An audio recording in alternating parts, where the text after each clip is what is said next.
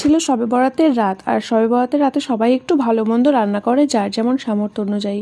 তো আমাদের এখানে আজকে ছিল চালের রুটি, চিকেন, সঙ্গে ঘরে পাতা টক দই, আর তার সঙ্গে ছিল মিষ্টি। যদিও সেটা আমার খেয়াল ছিল না আনতে, তো পরে সেটা খেয়েছি খাবার পরে। তো গরম গরম চালের রুটি দিয়ে এই চিকেন খেতে ভালোই লাগে। আর আমার হাজব্যান্ড ডিউটি থেকে বাড়ি আসবে জন্য সেরকম তেমন কিছু রান্নাবান্না করা হয়নি, ও খেতে চায় না শরীরটা খারাপ করার জন্য। তো আজকে এমন কোনো বিধিলিপি নেই যে আজকের দিনে চালের রুটি বানিয়ে খেতেই হবে বা এই খাবারটা করে খেতেই হবে, তেমন কোনো বিধিলিপি লেখা নেই। শুধুমাত্র ভালো একটা দিনে ভালো খাবার দাবার খায় সবাই, সেই উদ্দেশ্যেই করা। তো রাত্রিবেলায় আমরা সবাই গমের রুটি খাই রোজ, তা আজকে ভাবলাম একটু চালের রুটি করা হোক, সেই উদ্দেশ্যেই করা হয়েছে একটা ভালো দিনে। আর এখানে আমার জান্নাতকেও খেতে দিয়ে দিয়েছি, দুজনে এক প্লেটেই খাচ্ছি।